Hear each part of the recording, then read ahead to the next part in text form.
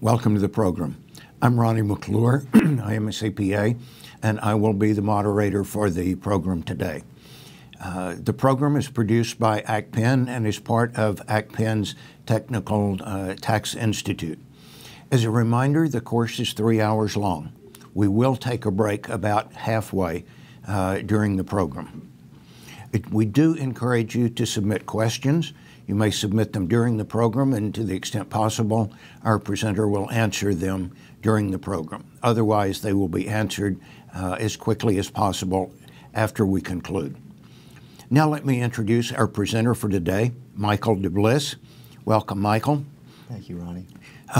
Michael DeBliss is a trial lawyer in Bloomfield, New Jersey, who specializes in U.S. international taxation. Michael is known for his knowledge of international tax law and issues, creativity in his practice, his charismatic personality, and his unyielding dedication to his clients. Michael is a former public defender for the Office of the New Jersey Public Defender. He is a prolific writer and a passionate blogger. He has written articles that have been featured in leading tax journals such as CCH, Journal of Tax Practice and Procedure, Global Tax Weekly, and ABA News Quarterly. He's also been featured on the media affiliates of several major media networks, including NBC, ABC, CBS, Fox, and CNN. Michael, we're very glad to have you with us today. As we have discussed, the FBAR has been around for over 30 years, and yet it's just been in the last several years, and particularly since 9/11, that both the service and the Treasury have taken such a high interest in this. So tell us, as practicing CPAs, like myself in solo practice, what the FBAR is and what I need to know about it. Absolutely. Well, thank you for the beautiful introduction, Ronnie. That's so kind of you. I'm going to do the best I can to provide you with a broad overview of the FBAR today, the proverbial 50,000 feet high looking down view. I'm also going to get into the weeds a little bit so that you can understand the nuances of this foreign bank account reporting form. The best way to start out, Ronnie, is for us to discuss the topics that I'll be talking about today. As you can see, I've broken them down into a number of modules. We're going to spend Module 1 and Module 2 deconstructing the FBAR rule. So essentially, I'm going to explain to you the rule and then break it down into its individual parts and explain to you what those parts mean. In Module 3, we'll discuss the most commonly asked questions about the FBAR. In Module 4, we'll discuss the IRS procedures for ensuring consistency and effectiveness in administering civil FBAR penalties. In Module 5, we will discuss this whole concept of willfulness.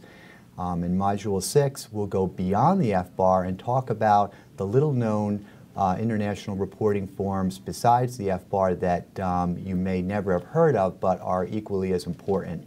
And finally, we'll end up with our last module, and that's challenging the IRS's assertion of the non-willful FBAR penalty. So what better way to start than with a short story? Let me take you back to 1997. That was the year that Dustin Hoffman won the Lifetime Achievement Award at the Golden Globes Awards ceremony. After thanking everyone who helped him during his career, he told a story that has a great deal of relevance to the topic today. And here's how that story went. He says, "When I was doing a promotional tour for The Graduate, I found myself flipping the dials in my hotel room one night. I came upon an interview of the great Russian-American composer Igor Stravinsky. It caught my eye after listening to it for a few minutes. I became spellbounded. The interviewer asked Stravinsky, 'Sir, what's the best moment for you as a composer? Is it when you have finished a newly completed work?' Stravinsky pondered the question and answered, 'No, it's not then.' 'Then, is it when your agent informs you that the piece will be performed at one of the concert halls of the world?' 'No. No, it's not then either. Then is it on opening night at Carnegie Hall when the last note has been played and the audience erupts into a standing ovation? Is that the best moment? No, no, not then either. Well, sir, the interviewer asked, what is the greatest moment for you? Well, I will tell you, when I'm working on my piano in a composition, looking for the melodic phrase that will carry the moment forward, I will be sitting at the piano going, be-bum, be-bum, be-bum. This goes on for hours, days, sometimes even weeks. Be-bum, be-bum, be-bum. Then miraculously, it happens. I find the note. That, for me, is the moment. Well, Dustin Hoffman goes on to say, my fellow actors, for me, the moment is not when I get cast in a major role in a blockbuster movie. It's not when I stand before you accepting a Lifetime Achievement Award or even an Oscar, but when I'm doing my B-bums to find the inner soul of the person I'm portraying. That's an interesting story, Michael. I appreciate you sharing that with us. And you're going to tell us how that relates to the tax issue and to the FBAR. I remember both the movies and the awards presentation that night, and I remember that story, and I think it's particularly intriguing, and yes, it is applicable to what we're talking about today. So go ahead and continue, if you will, and tell us how that applies to the FBAR. Awesome. So we're going to try and find the B-bums to the FBAR today. Our learning objectives are to learn the purpose of the FBAR regs, determine who must file the FBAR, determine the FBAR filing requirements, determine who's exempt from the FBAR filing requirements, and then address the issues regarding civil and criminal penalties that may apply for not complying. So let's jump right into a little bit of background information on U.S. worldwide taxation. As many are aware, the U.S. taxes its citizens and residents on their worldwide income regardless of where it's earned. The U.S. stands alone as one of the only countries left in the world that still taxes its citizens and residents on their worldwide income. So you could live and work in Sri Lanka and still have to report your income on a U.S. tax return. If you have a foreign bank account in a foreign country, you have an obligation to report that account if it exceeds certain thresholds. Now, there is this whole concept of international double taxation that arises in the context of worldwide taxation. And the United States is one of the countries that is targeted as being a regime that, that fosters this whole notion of international double taxation. And the reason being is because if the United States is taxing the worldwide income of a person who is abroad and the foreign country is taxing that same country, then we have overlapping tax jurisdictions taxing the very same item of income. So what happens? Well, the United States has enacted a very special regime called the foreign tax credit. And essentially what that does is that the United States basically gives a U.S. person a credit towards the taxes that he or she pays in the foreign country. And that tends to offset the, or blunt the trauma of an international double taxation system. There are many critics out there, and we could probably sit down here, Ronnie, for the next 3 hours and debate the whole issue of international double taxation. But this is just meant as some background information for you so you understand a little bit about the United States system of international taxation. Theoretically, if the rates were the same and the countries taxed the same income, the foreign tax credit would equal the U.S. credit, and there would only be one level of taxation. But it's not that simple, is it? It's not that simple, no. You're right, Ronnie. When the system, when The United States typically credits up to 35%.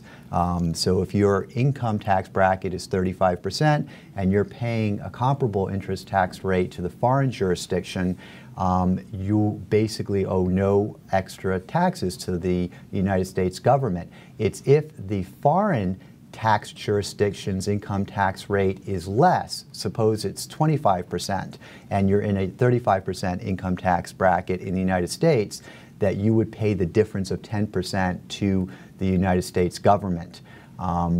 And that's basically how the system works. In those countries where the income tax rate is higher than the income tax bracket that you're in the United States, then you would basically be paying all of the taxes to the foreign jurisdiction.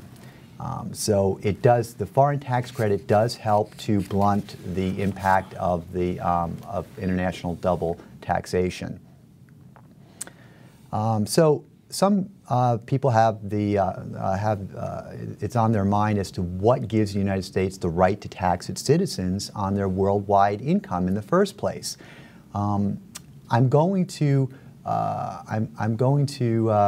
basically take some of the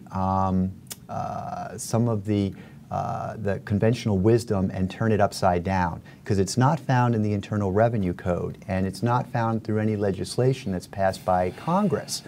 Nonetheless, it's been long established that the U.S. Constitution permits the federal government's worldwide taxation of foreign income.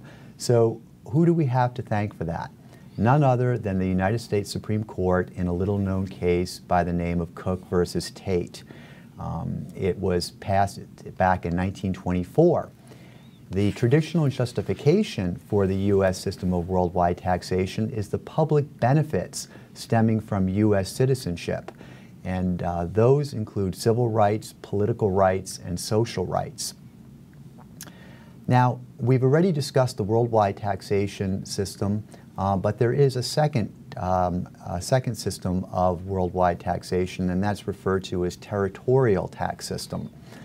Under a territorial tax system, the taxation is limited to taxation of income or assets located within a country's borders, no matter who derives it, a citizen, a resident, or anyone else. It's sometimes referred to as a source-based system of taxation. And I only mention the territorial tax system to give you an idea that the U.S. system of worldwide taxation is not the only system that exists. There are countries that do practice other systems. Now, within worldwide taxation, there's actually two parts. One is referred to as citizenship-based taxation. The other is referred to as residence-based taxation. Citizenship-based taxation is, the paradigm is the United States. Residence-based taxation, the poster child is Canada. And when we get into these two strands of worldwide taxation, it's very important to define a key phrase called political allegiance. And it's political allegiance that leads to the two strands of worldwide taxation. Under citizenship-based, which is the United States system, the U.S. defines political allegiance as an individual's citizenship regardless of his residence. Under residence-based, other nations define political allegiance for tax purposes on the basis of residence. So in doing so, they tax an individual's global income and holdings only if the individual resides in that nation. And essentially what that means is that if you're a Canadian resident and you're living in, say, Germany, and you derive income from a German business that you form, it won't be taxed in Canada. Your only tax obligation in Canada would be income that continues to be generated in Canada. Yet, this system is still a strand of the worldwide taxation. So again, there are two types of worldwide taxation, and I make this distinction just so you understand. And it rises and falls based on this term political allegiance. You refer to Canada as being the poster child. I remember years ago, and it may still be the same, a Canadian resident, Canadian citizen, resident in a country that taxed on the basis of citizenship, in which case the Canadian's income would escape taxation in both countries. Yes. Yes. It's very interesting because many people view worldwide taxation as consisting of one model and one model only. But as you've perceptively, made that distinguished, there are two different models. Now, with this background, we are ready to jump into some history of the FBAR. The FBAR stands for Foreign Bank Account Report. It's a tool used by the U.S. government to identify persons who may be using foreign financial accounts to break U.S. law.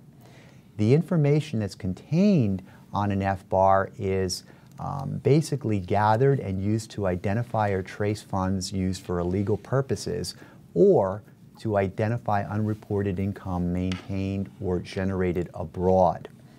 Now, a typical FBAR contains very general information. It requests the taxpayer's name, the taxpayer's tax identification number.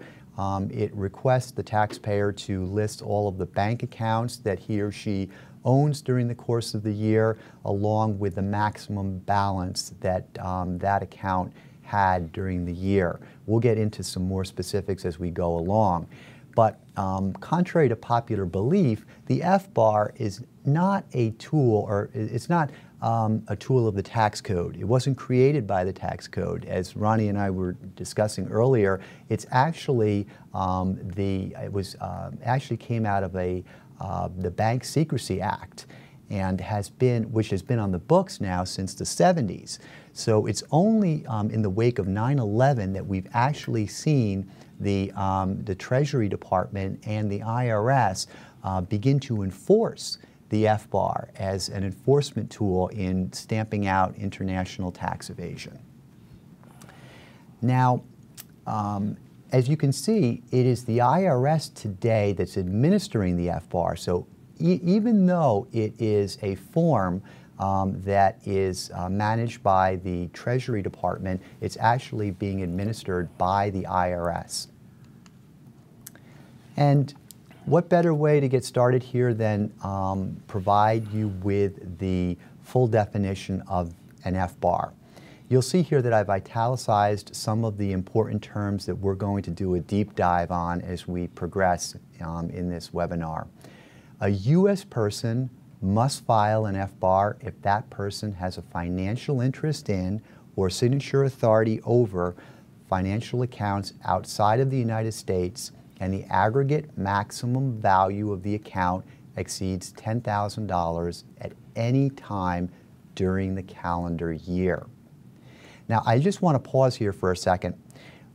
If we read this definition once and then twice, we can think that it's so easy to understand that we, in our minds, can interpret it perfectly.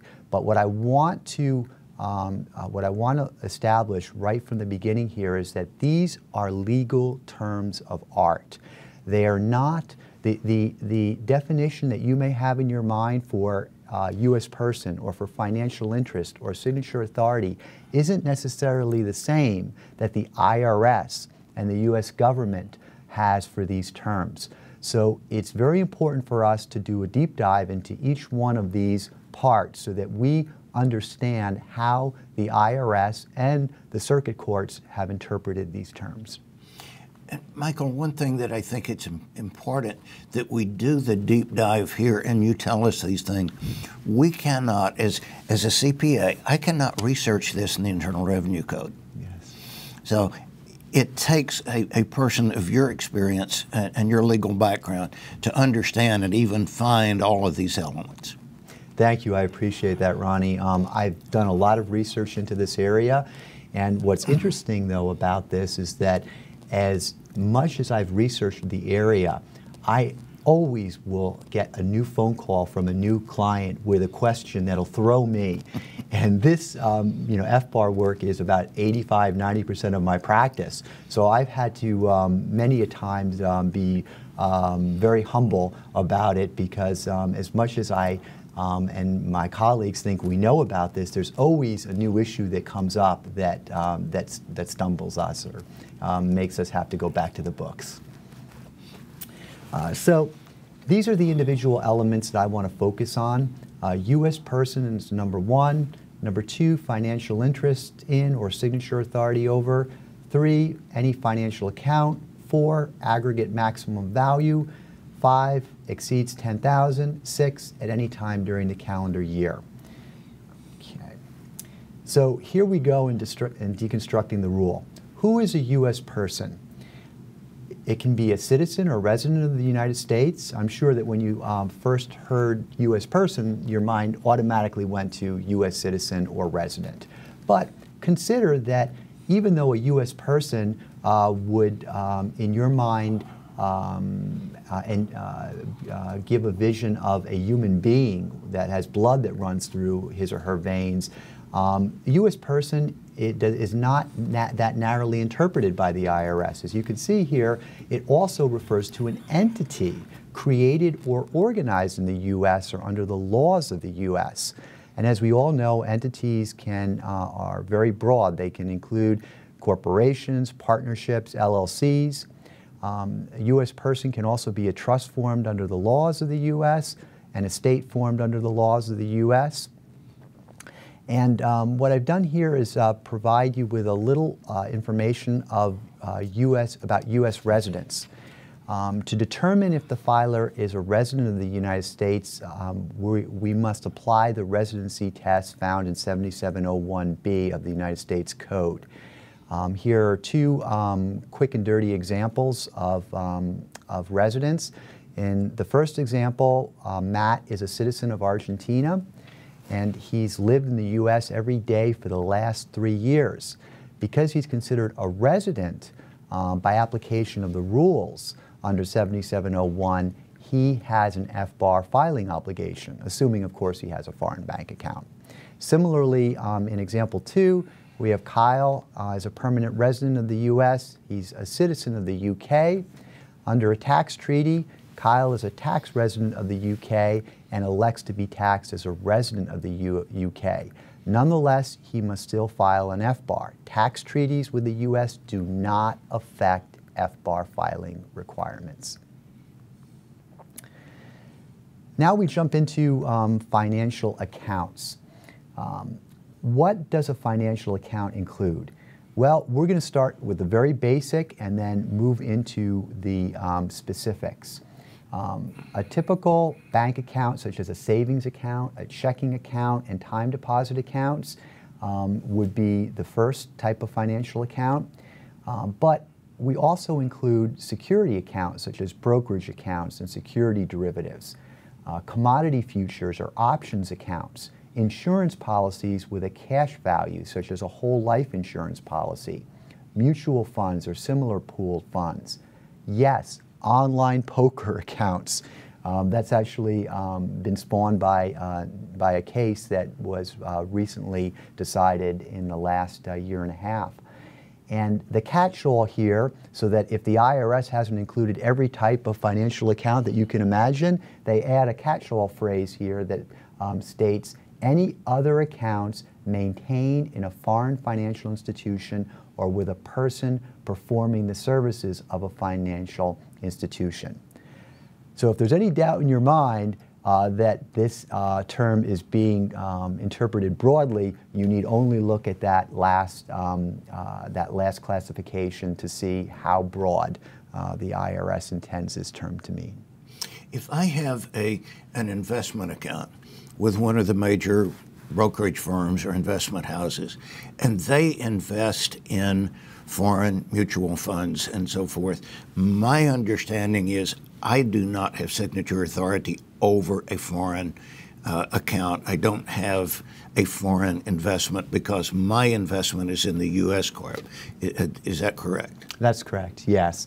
Again, this is where we get into sometimes splitting hairs, but when it comes down to is ownership over or signature authority in the financial accounts that triggers the requirement.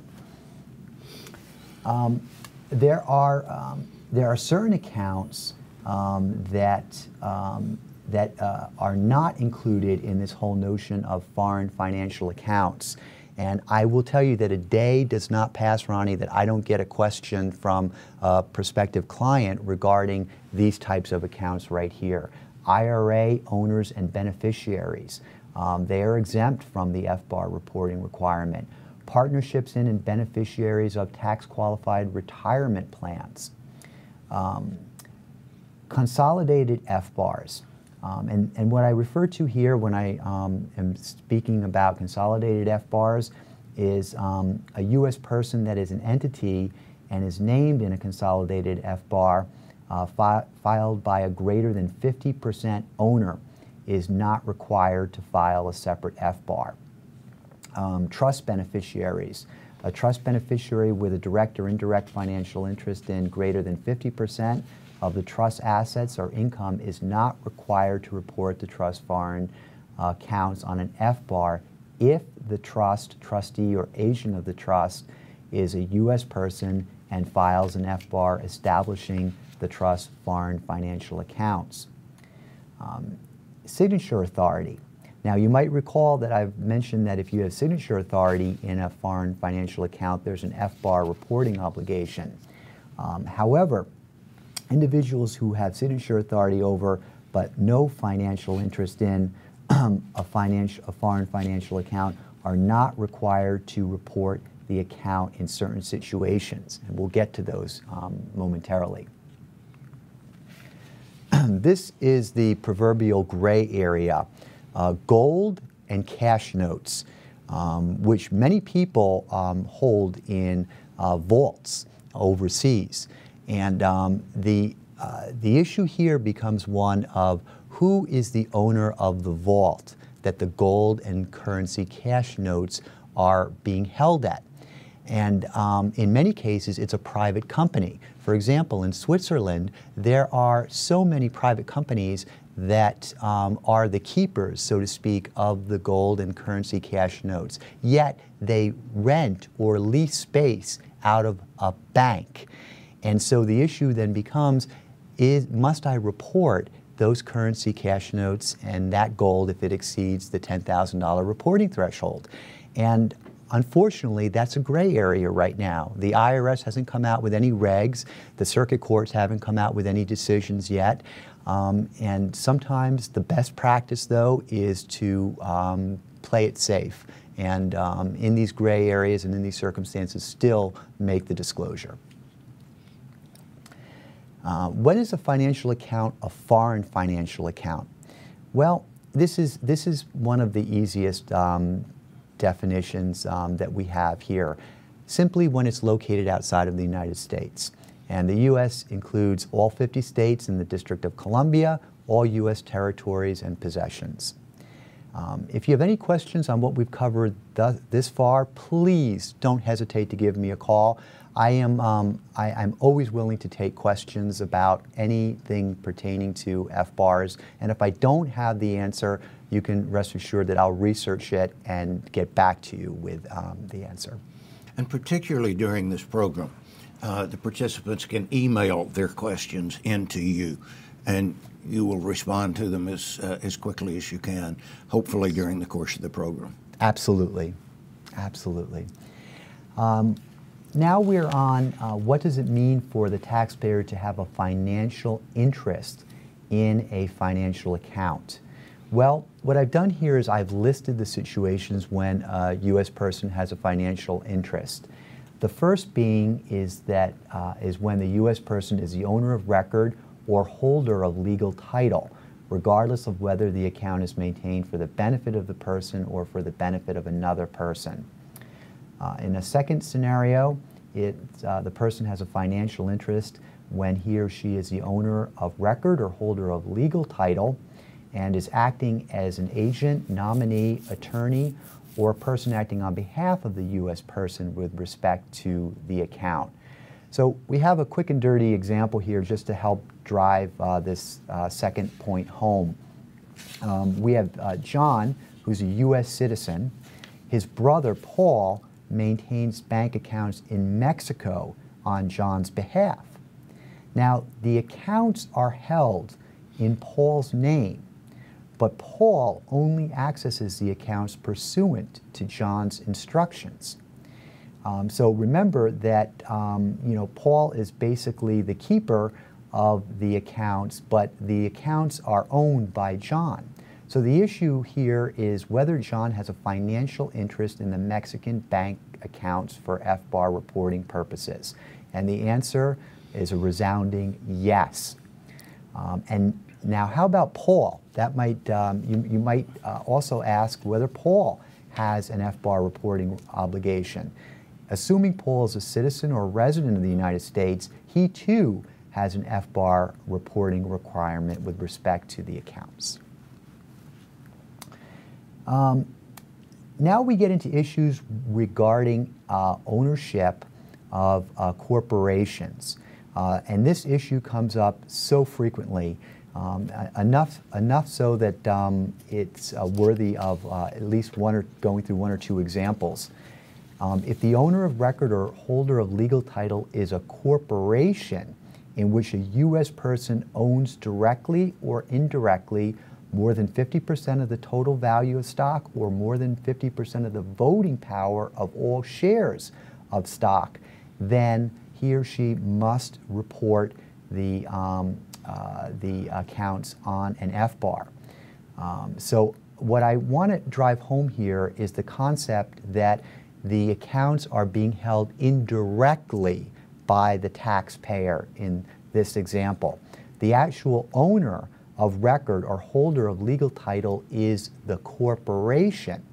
But what we need to look at here is the interest that the taxpayer has in that corporation.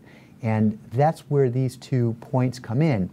He or she has to have greater than 50% ownership of the total value of stock or more than 50% of the total value of the voting shares.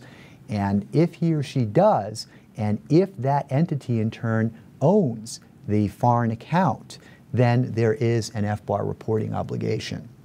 And I would presume that attribution applies as it does normally in determining ownership.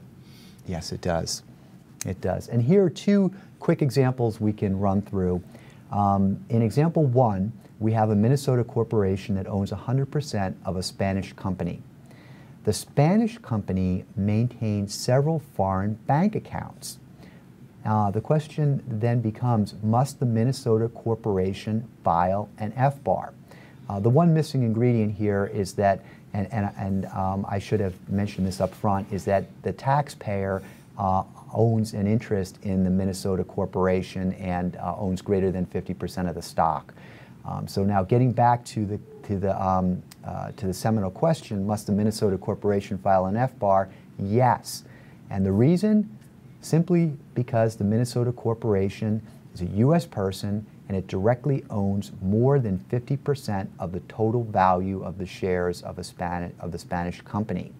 And the Spanish company, in turn, has legal title of several foreign bank accounts. And let me just go back for a second. I mentioned that there was a person who owned the Minnesota corporation, but what I wanted to do was just start out with a basic example where we were just focusing on the Minnesota corporation. So for all intents and purposes, our U.S. person in example 1 is the Minnesota corporation and not a human being. Right. In our second example, we have Jack. Jack's a U.S. person. He owns 75% of the Minnesota corporation in the previous example. Must Jack file an FBAR? Yes. Why? Well, as we discussed before, he owns more than 50% of the total value of shares of stock in that Spanish company. And recall that the Spanish company is the owner of record of the foreign financial accounts. So Jack indirectly owns the foreign financial accounts through this foreign entity. And because he has he owns more than 50% of the stock of the company, he in turn has an FBAR filing obligation. So back to example 1. The U.S. person is the Minnesota corporation. Yes. We don't look to the individual shareholders. Correct. So we could have the Minnesota corporation with 100 shareholders. each of whom owned 1%. Nobody owns, and even through attribution, nobody owns more than 50%. But because the corporation is a U.S. person, it has an FBAR filing requirement. Correct. And I'm so happy you clarified that, Ronnie. That's perfect. The fact that the corporation owns the foreign financial accounts triggers the FBAR obligation on the corporation's behalf. But in your hypothetical, where if there were 100 shareholders and each owned only one share, none of the shareholders would have an FBAR obligation. Right. Partnerships are relatively similar. The owner of record or holder of legal title is a partnership in which a U.S. person owns directly or indirectly an interest in greater than 50% of the partnership's profits or an interest in more than 50% of the partnership capital. Here we have here we have a situation where the owner of record or holder of legal title is a trust, of which the U.S. person is the trust grantor and has an ownership interest in the trust for U.S. federal tax purposes. Here's an example, because trusts can tend to get a little hairy. In this example, Diana is a U.S. citizen. She is a grantor of a foreign asset protection trust, but does not control the trust's assets, nor does she receive distributions from the trust. The question asked is, must she report the trust's foreign financial accounts on an FBAR? Answer, yes. Why? Because as the grantor, Diana is deemed to be the owner of the trust's assets for federal tax purposes.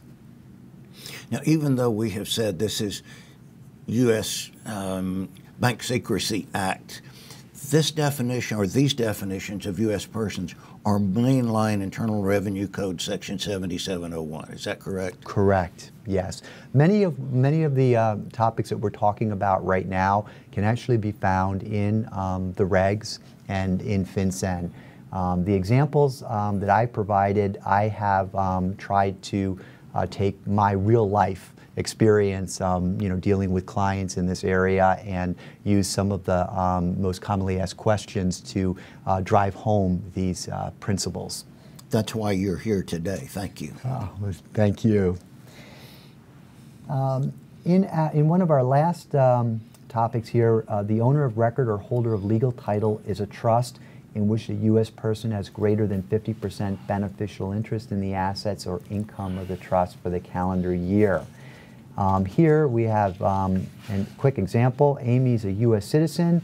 She has a remainder interest in a trust that has a foreign financial account. The question is, must she report the trust's foreign financial account on an FBAR? No. Why? And this is something that, that I myself had to look up. But a remainder interest is not considered a present beneficial interest for FBAR purposes. And I know that my property professor, if he were listening to this lecture right now, would be very disappointed in me, Ronnie. But unfortunately, you only remember so much from days of law school. I don't mean to put you on the spot, but a trust with crummy powers, does the existence of crummy powers in a trust give sufficient present interest to require the filing of an FBAR? Do you know something? That is an excellent question, and that is something I would likely have to look up. I could speculate, but what I've learned in this field is never to do that. And here in our last category of ownership and financial account, the owner of record or holder of legal title is, and this is a catch-all pretty much, any other entity. So we've talked already about corporations, we've talked about partnerships, we've talked about trusts. Now we're talking about any other entity in which a U.S. person owns directly or indirectly more than 50% of the voting power, total value of equity interest, or interest in profits. This next topic, reporting jointly held accounts, is one that comes up with a great deal of frequency. As many of you are aware, you know, most husbands and wives file joint tax returns. And so the question that naturally comes up is, if two persons jointly maintain a foreign financial account, is each U.S. person has a financial interest in that account, so must each person report the entire value of the account on an FBAR?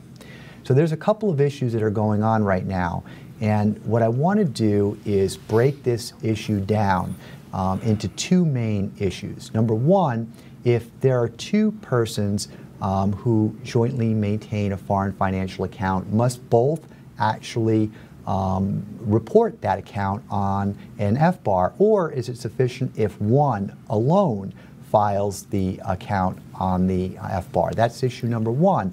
Number two is, if both have an obligation to disclose the foreign account on an FBAR, must they both include the highest balance in the account for that year? So we're going to tackle both of those issues here. Now, the simple answer to the first question, whether people who own have a joint interest in the account, must they both report it on an FBAR? The answer is yes. So it's not so if John and Janet both have an interest in the account, they both must report the account. Now, there are some exceptions to that, and we'll get to those in momentarily. But right now, I want to just lay out the basic rule that if two people have an ownership interest in a foreign account and it exceeds the threshold, they both have a filing obligation. The second issue that we talked about relates to the high balance in the account. Must both taxpayers report the high balance in the account? And yes, the answer to that question is yes. We're going to go now narrowly, though, into talking about joint filing for spouses. So we're going to be very specific in that we're talking about spouses now. Must the spouse of an individual who files an FBAR file a separate FBAR? So I just laid out the general rule for you, but now you're seeing that there is an exception. If two people are married and both have an interest in a foreign bank account, and let's say the wife files the FBAR, must the husband also file an FBAR? The answer is no, but the following conditions have to be satisfied. So it's not as easy, Ronnie, as saying, well, my wife filed the FBAR, I have no reporting obligation. There are requirements that the IRS has imposed, and there are three. First, all the financial accounts that the non-filing spouse is required to report are jointly owned with the filing spouse. So in this case, the husband's interest in the accounts are jointly owned with his wife. Second, the filing spouse, that being the wife in this example, actually reports the jointly owned accounts on a timely filed FBAR electronically signed. Timely filed, we'll get to that in just a little bit.